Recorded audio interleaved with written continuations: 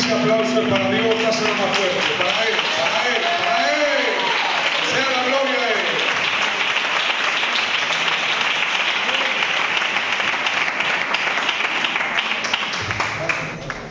Él. Bueno, bendecido sea el nombre de nuestro Dios. Amén. A Dios le doy gracias en primer lugar de poder estar en este lugar, compartiendo este culto con todos ustedes, en el cual me siento dichoso y honrado en que me presten pues este lugar para poder compartir la palabra del Señor. Decir que tienen ustedes un pastor que mola.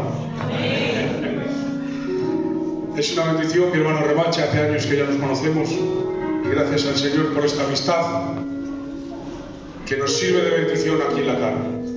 Y decir de su compañera que la pastora me conoce desde que nací.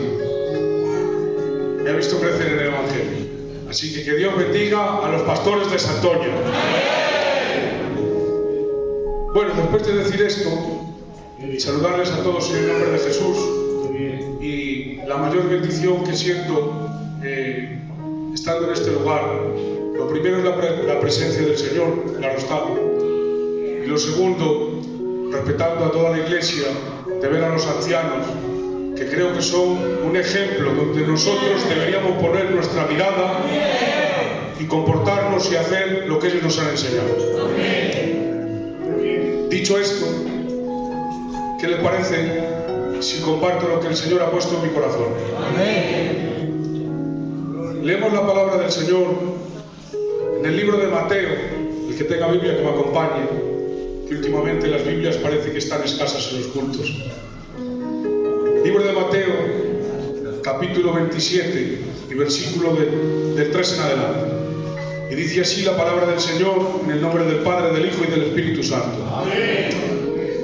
Entonces Judas, el que había entregado, viendo que era condenado, devolvió arrepentido las 30 piezas de plata a los principales sacerdotes y a los ancianos, diciendo: yo he entregado sangre inocente. Mas ellos dijeron: y arrojando, y a nosotros qué nos importa, allá tú. Y arrojando las piezas de plata en el templo, salió, fue y se ahorcó. Los principales sacerdotes, tomando las piezas de plata, dijeron: no es lícito echar el tesoro en las ofrendas porque es precio de sangre. Dice: y después de haberlo consultado, compraron con ellas campo del alfarero para sepultura de los extranjeros. Que Dios bendiga su palabra en nuestros corazones. ¿Qué les parece si cierran ustedes un minuto más sus ojos y le pido a mi consiervo Benjamín que le haga una oración y que me presente delante del Señor? Agradecemos tu bendición en esta tarde, Señor, y el estar delante de tu presencia, lo cual es motivo de gozo para nuestros corazones. Gracias por el siervo que nos has enviado, Señor.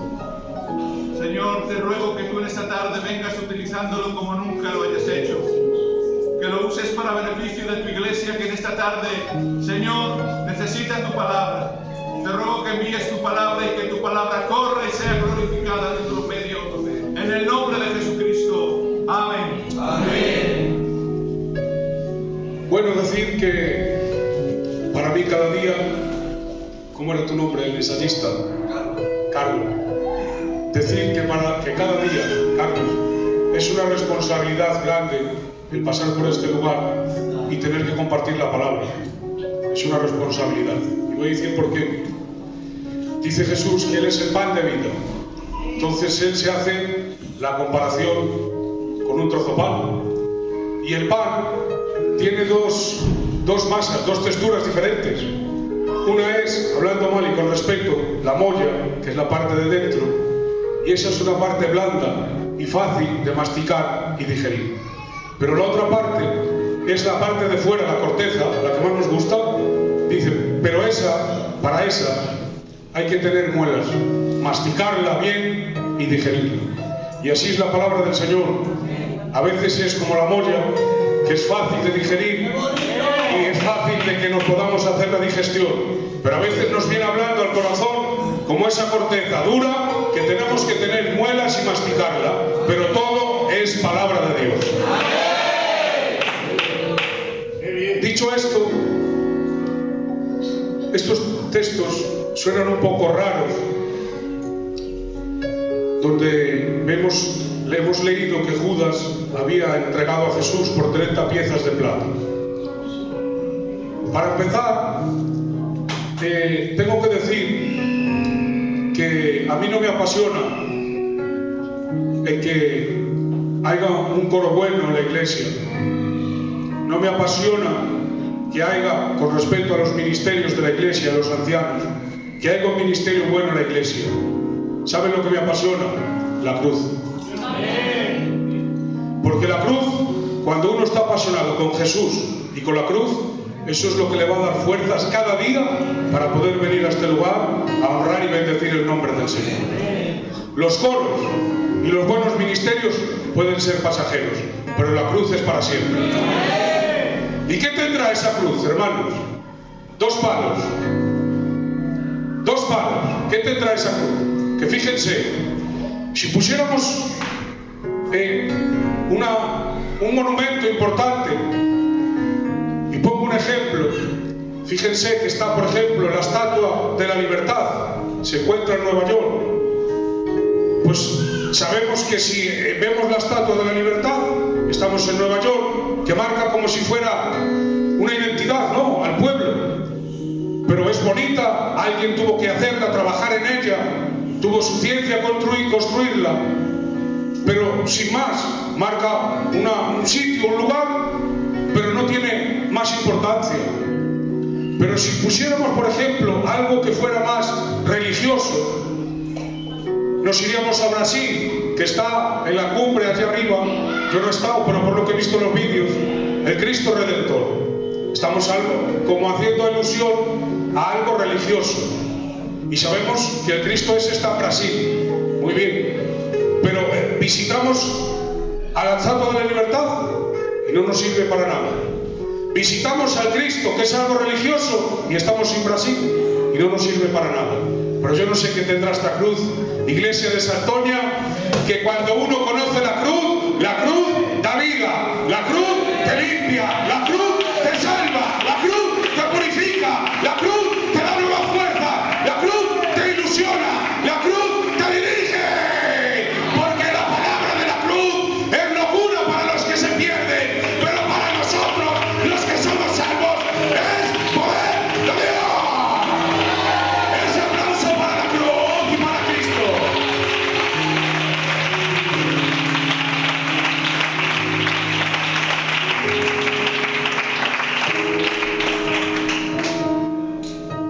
Después de haber dado esta mini introducción, ahora les voy a revelar el título que yo le he puesto a esta palabra. Y es una pregunta que yo hago para que ustedes se queden en su corazón. Y ojalá el Espíritu Santo grabe a fuego esta palabra en su corazón para poder hacerles bien. Dicho de paso, cuando un ministro subimos a este lugar a compartir la palabra del Señor, nunca es con la intención de herir a nadie, sino, igual que los ministerios de la Iglesia, de intentar hacer bien a su pueblo. Amén. Y el título es, escucha bien, ¿tienes dolor cuando pecas? Esa es la palabra que el Señor me presta en esta tarde para su querida Iglesia.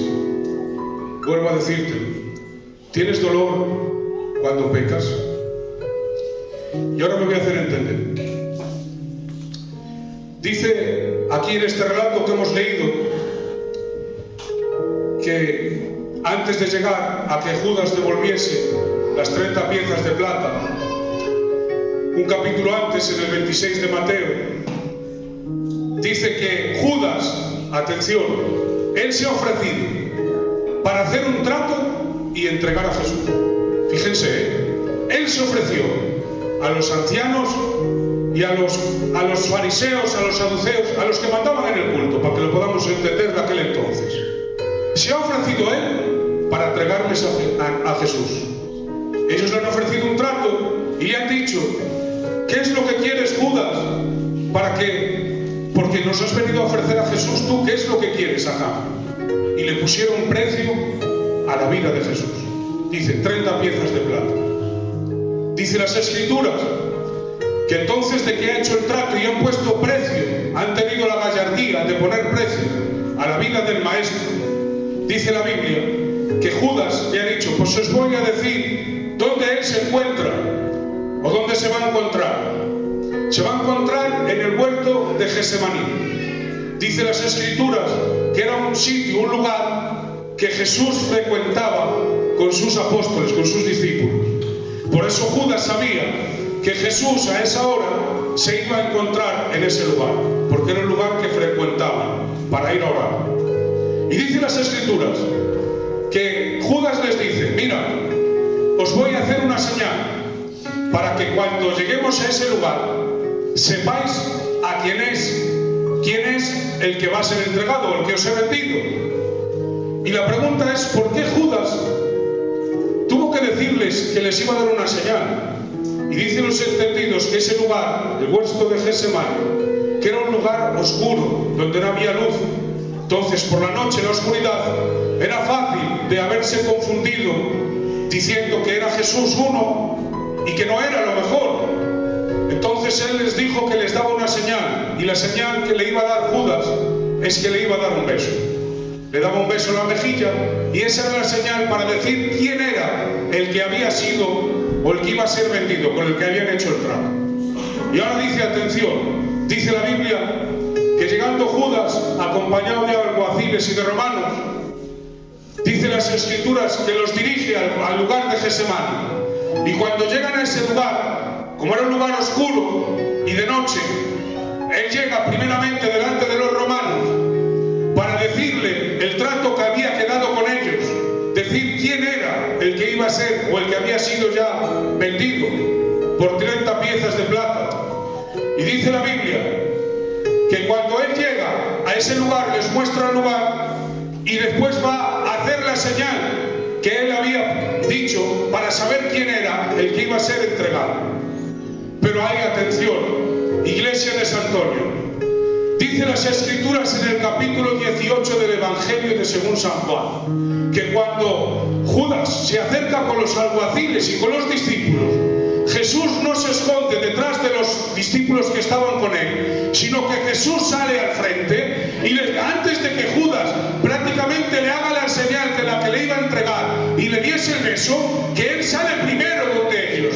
Y cuando Jesús sale y se encuentra, me imagino yo esto, un cara a cara con Judas, el que ya había hecho el trato para entregar a Jesús, Jesús ahora viene corriendo, y yo pienso para mí que antes de que él le diese el beso, Jesús sale primeramente al encuentro, rápidamente delante, se pone a los discípulos detrás y él dice y pregunta, ¿a quién venís a buscar? Y cuando Jesús, Judas o los romanos que le acompañaban le dicen y le responden, a Jesús el Nazareno, dice las Escrituras que mi Cristo no se quedó atrás, sino que él salió adelante, él se puso el primero, y antes de que le diese el beso dice, pues yo soy al que venís a buscar. Con tanta autoridad, con tanta unción y con tanta presencia dijo Jesús, yo soy, que los que vinieron a buscar a Jesús para prenderle, dice las Escrituras que se cayesen al suelo. Entonces cuando ellos se han caído al suelo, puestos en pie, vuelve a preguntar Jesús y dice, ¿a quién venís a buscar? Y dicen, a Jesús el Nazareno. Y él vuelve a decir, pues yo soy aquel que habéis venido a buscar.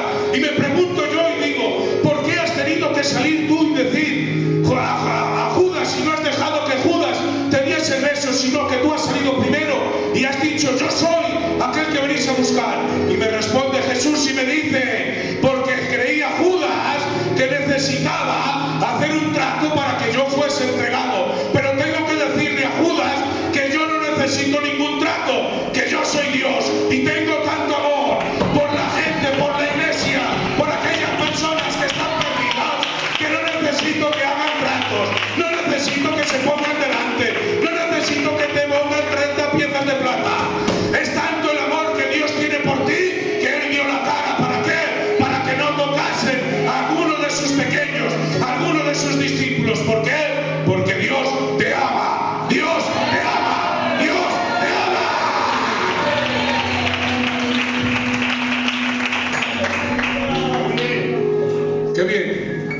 Jesús me ama, a pesar de cómo soy, a pesar de los fracasos, de los disgustos que le hago pasar. Jesús me ama. Creo que esta es una palabra que debería estar impregnada en nuestro corazón. Si estamos aquí es porque Dios nos ama. Si estamos aquí es porque Él le ama. Si estamos aquí es porque Él ha dado su vida por usted. Que no necesitó ningún trato. Que fue por amor, fue por amor, fue por amor.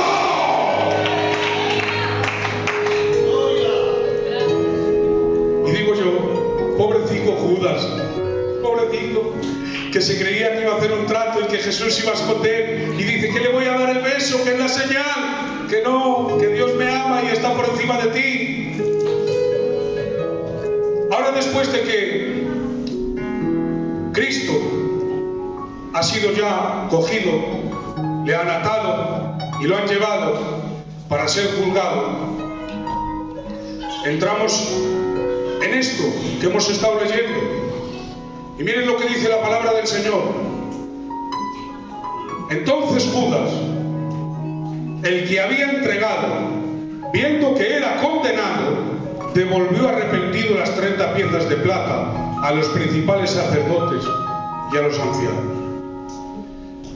Judas ha visto lo que ha hecho Jesús, que cuando él creía que tenía que dar la señal, Jesús se adelantó y no permitió que él diese el primer paso, sino que Jesús dio el primer paso. Pero ahora viene el mensaje que traigo hoy para la iglesia de Santoña. El mensaje es, como he dicho, tienes dolor cuando pecas, sientes algo al pecar, sientes algo cuando desobedeces a Dios, hay algo en ti que se produce porque has hecho algo indebido delante de la presencia del Señor. Yo entiendo que esto no es una palabra de amenes, pero quiero que golpee tu conciencia hoy la palabra del Señor. Judas ha escuchado, ha hecho el trato y ha escuchado lo que van a hacer con Jesús. Y lo que me surge a mí es, y este es el mensaje, pastor, que dice: entonces Judas, viendo que iba a ser condenado, que ya habían gritado, ¿quién? Este es el que está haciendo la rebelión, este es Jesús, este revolucionario, que nosotros tenemos nuestra religión, tenemos nuestra forma de adorar al Dios tres veces santo, y ahora ha venido este Jesús y ha formado una revolución en esta era, ha formado una revolución en el pueblo judío. Entonces ahora Judas dice que ha escuchado lo que van a hacer con Jesús, y dice que ha devolvido las 30 piezas de plata y se ha arrepentido del trato que había hecho con los religiosos. Y ahora me viene el mensaje y me sale esta palabra del corazón. ¿Cómo es posible, iglesia de Santoña? ¿Cómo es posible, pastor Remache, que Judas, sin haber visto que habían crucificado a Cristo, sin haber visto que le traspasaron el costado, sin haber visto que Cristo fue crucificado, sin haber visto que le traspasaron los manos y los pies, sin haber visto que le golpearon, sin haber visto que abrieron sus espaldas, sin haber visto que le pegaron puñetazos, sin haber visto que hablando mal escupieron en su cara, sin haber visto que le arrancaron la barba, sin haber visto que se burlaron de él? ¿Cómo es posible que Judas se arrepintiese y nosotros, la iglesia de Jesús, la cual Él ha dado su vida por nosotros, vengamos y leamos lo que hicieron con Jesús, vengamos al culto y escuchamos lo que hicieron con Jesús? Cuando hay algo que ofendemos a Dios, cuando hay algo que pecamos que nos aparta de Dios, ¿cómo es posible que en mi hijo interior no tenga un sentimiento genuino de haber pecado y haberme arrepentido? ¿Qué es lo que pasa? Que hay en el medio de la iglesia que cuando hago algo no me duele, cuando hago algo me da igual, cuando hago algo no se me remueven las entrañas por dentro diciendo: he hecho algo que te ha ofendido, he hecho algo que está mal, he hecho algo que ha estado fuera de lugar. ¿Qué pasa? Que no hay sentimientos dentro de la iglesia, que pecamos y nos da igual, que nos da igual 8 que 80. ¿Qué es lo que pasa? Que no aflora el sentimiento en nuestras vidas. ¿Qué pasa? Estuve 3 o 4 días consternado con esto, pastor. ¿Qué pasa, Señor? ¿Qué pasa? que no hay ese sentimiento cuando peco? ¿Qué pasa? Que parece que me da todo igual. ¿Qué pasa? Que parece que no tengo dolor al pecar. Y el Espíritu Santo me respondió rápidamente. Hay 3 versiones por las cuales no sientes cuando pecas. O es un dolor tan pequeño que te da igual, que apenas lo percibes. Y digo, pues dímela, Señor. Y ahora, mira lo que dice la Biblia. Capítulo 2 y versículo 1 del libro de los Efesios. Dice: y Él dio vida a vosotros cuando estabais muertos en vuestros delitos y pecados.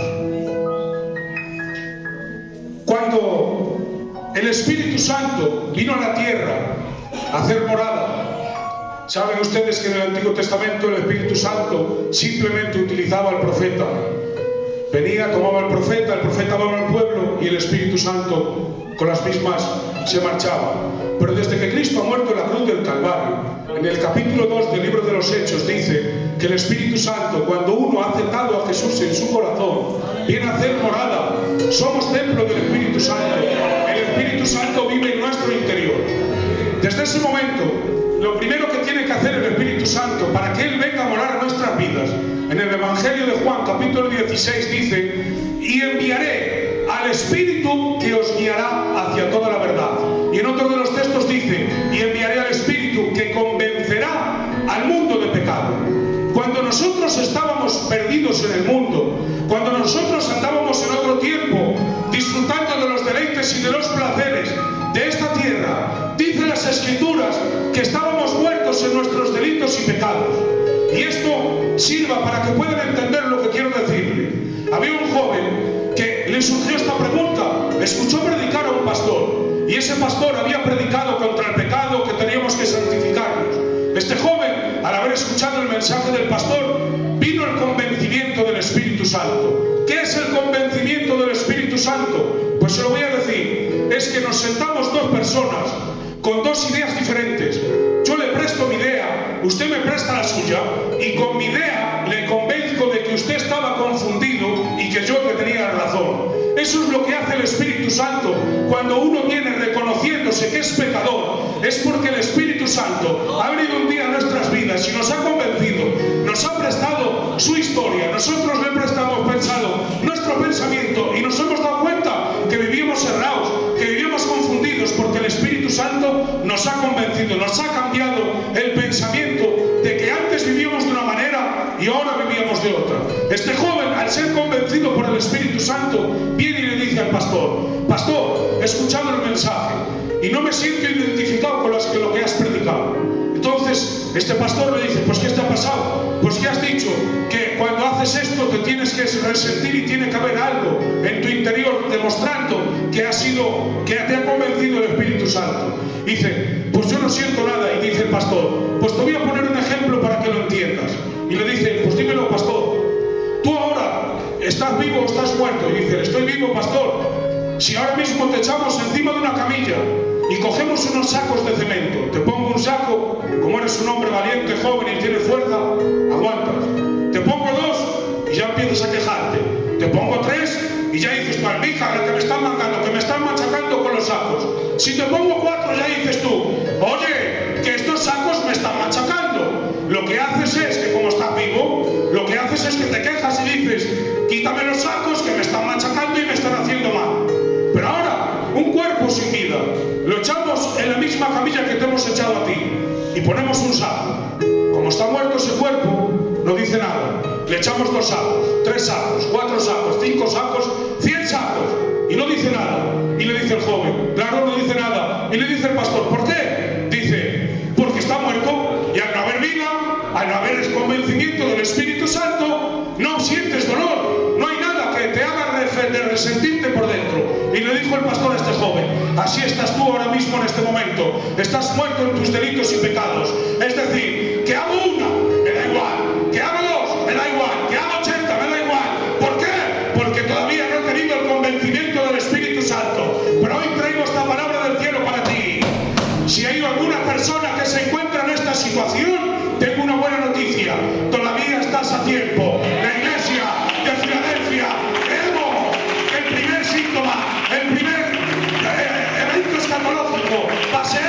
sonido de las trompetas. Y dicen las Escrituras, mientras no suenen las trompetas y la iglesia no sea arrebatada, todavía tienes tiempo de venir a los pies de la cruz, enamorarte de la cruz, apasionarte por la cruz. Y cuando hagas algo indebido, pide perdón y Dios perdona, Dios perdona, Dios perdona.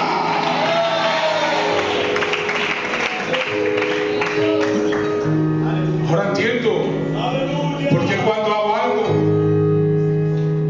me da igual. La primera es porque todavía no he nacido de nuevo. Muy bien. Pasamos a la segunda. La segunda es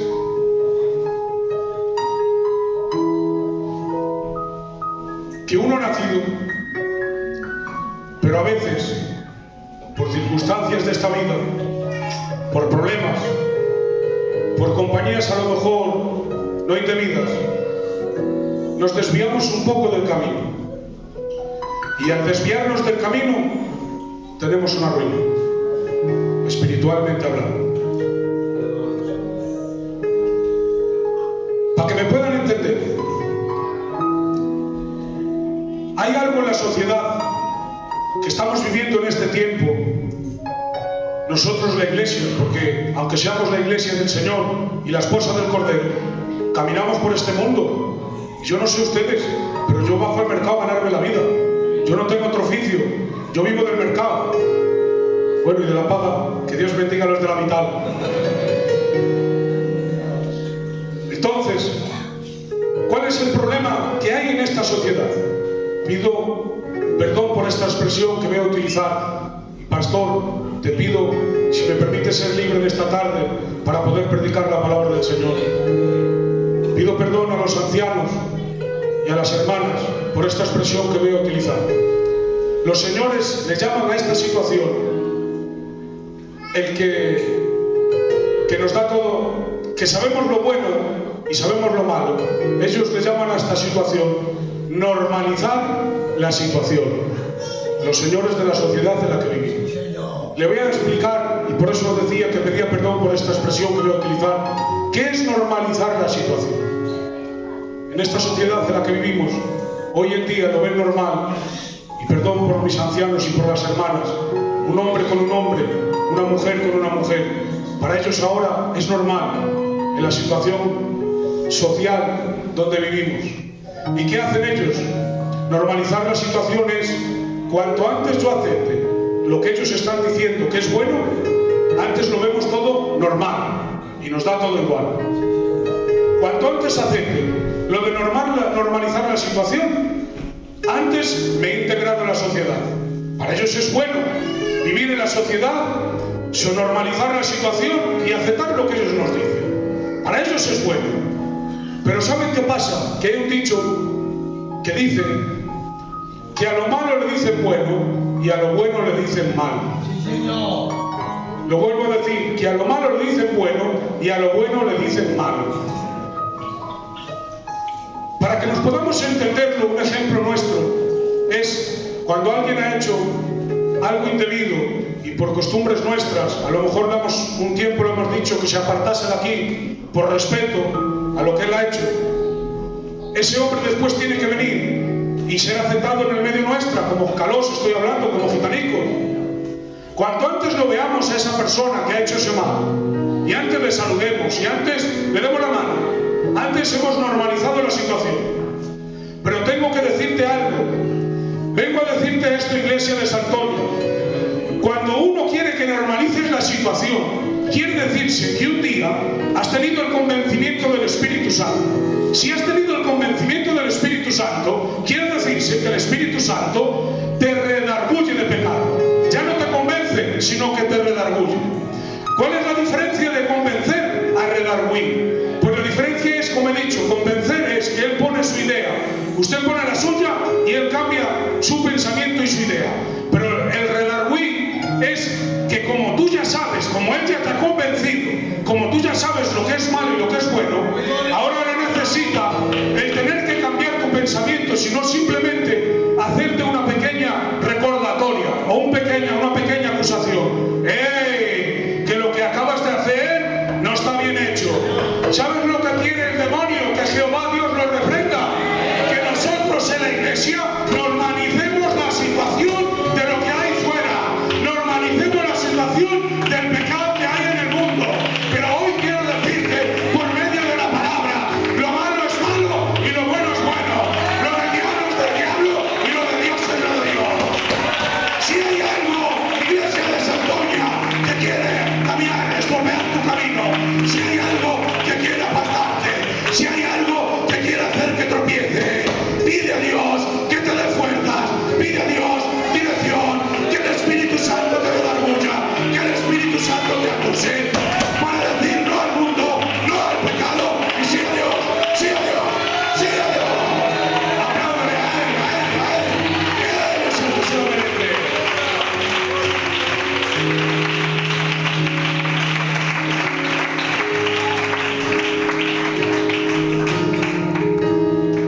Normalizar la situación en el medio de nuestro pueblo. Normalizar la situación en el medio de la iglesia. Que Dios me ayude a mí el primero a estar firme para decir a lo malo malo y a lo bueno bueno. Amén. Primer punto, todavía no he nacido. Segundo motivo, que quiero normalizar lo malo y eso me aparta. Y ahora viene el tercero. Y el tercero, mira lo que dice las Escrituras. Libro de Timoteo, primera de Timoteo, capítulo 4 y versículo 1 y 2. Y dice: pero el Espíritu dice claramente que en los postreros tiempos algunos apostatarán de la fe, escuchando a espíritus engañadores y a doctrinas de demonios. Y ahora mira lo que dice: por la hipocresía de mentirosos que teniendo cauterizada la conciencia. ¿Cuál es la tercera posición? De que yo no siento nada cuando hago algo indebido. Que mi conciencia se ha cauterizado. Primera parte, que mi conciencia estaba muerta y el Espíritu me dio vida. Segunda parte, que quieren que normalicemos el pecado y como mi conciencia está viva, digo que no. Pero si empieza a normalizar la situación, mi conciencia se va a estropear. Y tercera parte, mi conciencia cauterizada. ¿Qué es la conciencia cauterizada? La cauterización, esa palabra que dice de cauterizada, es para que lo podamos entender. Cuando ha habido hombres con posición que tenían haciendas con mucho ganado, dice que ellos se hacían su propio sello con un hierro. ¿Y qué hacían? Cogían ese hierro, lo calentaban al rojo y marcaban ese caballo. Y esa marca quería decir que ese caballo pertenecía a esa hacienda o ese señor que tenía ese bien posicionado. Entonces, dicen los entendidos que cuando uno va a tocar esa piel donde ha tenido el contacto el hierro al rojo vivo, que esa piel ha quedado como muerta. Está viva, pero no siente nada. Pues esto es lo que está diciendo el apóstol San Pablo en la carta a Timoteo. Que estuvo viva, pero que por su mala manera de vivir, su conciencia ha sido cauterizada.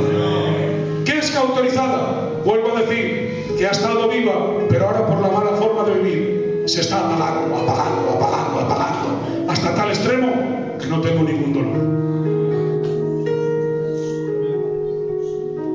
Voy a decirlo. ¿Saben por qué recibí este mensaje, pastor? Porque estaba de pastor, por la gracia del Señor, en una iglesia de aquí de Galicia, de Villagarcía. Estuve de pastor, y estando de pastor me llega a los oídos que le dan oportunidad a unas personas para levantarse a servir en el ministerio.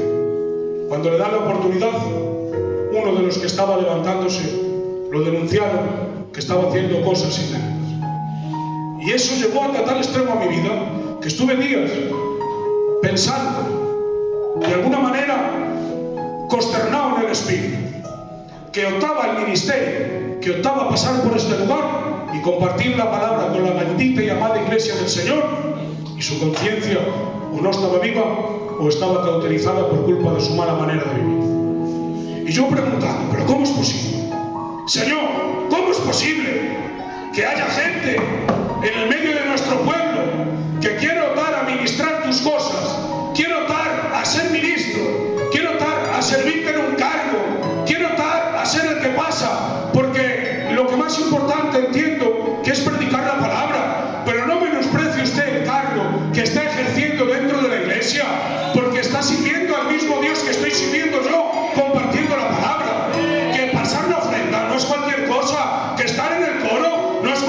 cosa, que servir al Señor tocando un instrumento no es cualquier cosa, que servir al Señor pasando la fregona por aquí por el local no es cualquier cosa, que estás sirviendo al Rey de Reyes y al Señor de Señores. Y me dirías tú, claro, es muy fácil, pero yo que no tengo cargo, que soy una triste oveja, usted está sirviendo al Señor de la misma manera que los que ejercemos cargos en público, porque la iglesia no solo es la hora de culto, la iglesia es ahí fuera, en su casa, en la noche, en su habitación, en su hogar, que esto es la capilla, que esto es el hogar, pero que usted y yo somos la iglesia del esposo, somos la iglesia de él. ¿Qué pasa? Que no hay dolor cuando peco, que no aflora el sentimiento de haberte ofendido. ¿Qué pasa? Y el Espíritu Santo me dice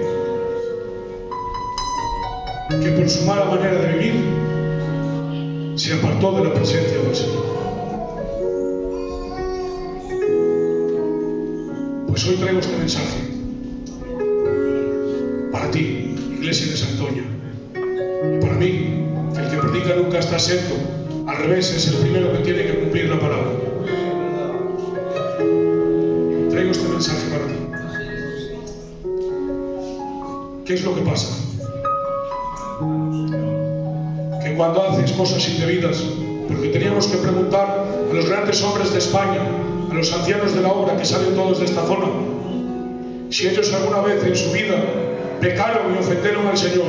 ¿Y saben lo que le digo desde aquí, con toda la seguridad del mundo? Que me dirían que sí, que habían pecado y que habían ofendido al Señor. Pero ¿qué es lo que pasa?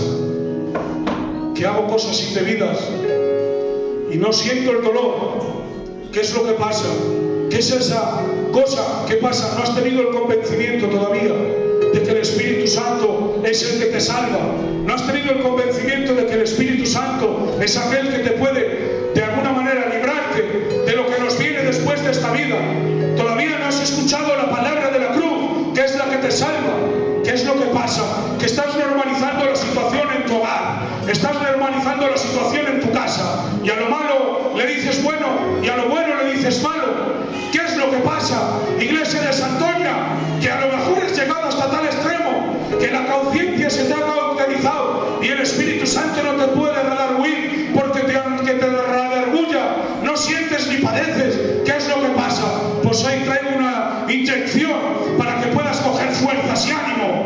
Dice las Escrituras que la palabra de la cruz es la que te salva, la palabra de la cruz es la que te convence, la palabra de la cruz es la que te aflora el sentimiento, la palabra de la cruz es la que produce vida y la que tiene que decirte: lo malo es malo, lo bueno es bueno, Dios es Dios por encima de todas las cosas. Y cuando hagas algo indebido, cuando cometas algo que está fuera de lugar, cuando peques, que se aflore en tu sentimiento por dentro y digas en tu cuarto de rodillas: perdóname, Señor, porque te he ofendido. Y te garantizo desde aquí que todavía hay poder en la cruz para perdonarte, todavía hay poder en la cruz para limpiar tu pecado, todavía hay poder en la cruz para redarguirte, todavía hay poder en la cruz para convencerte de pecado.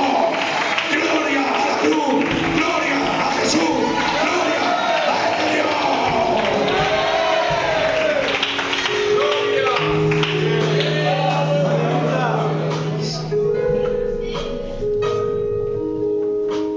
Cierro ya, que si no el pastor me mata.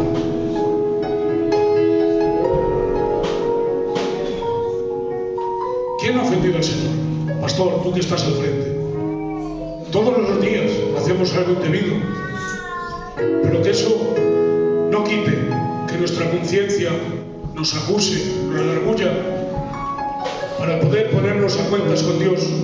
Porque hay una frase que dice mi pastor, que dice: la eternidad es muy larga para vivirla sin Cristo. Que Dios me ayude a mí el primero a estar a cuentas con Dios, para cuando suenen las trompetas marcharme al cielo con Él. Y pregunto desde aquí: ¿cuántos se quieren ir al cielo? ¿Cuántos quieren ir al cielo? Pues apasionate por Jesús, apasionate por su palabra, apasionate por la cruz. Y cuando suenen las trompetas, te vas con Él al cielo nuevo, a la tierra nueva, con nuestros seres queridos.